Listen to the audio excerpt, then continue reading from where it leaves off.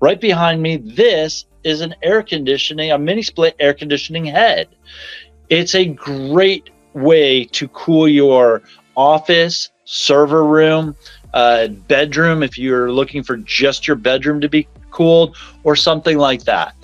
We are installing so many of these air conditioning systems inside garages these days, especially as more people are getting the electric cars. These electric cars need to be kept a little bit cooler than our standard cars because they have a big bank of batteries that are inside the car.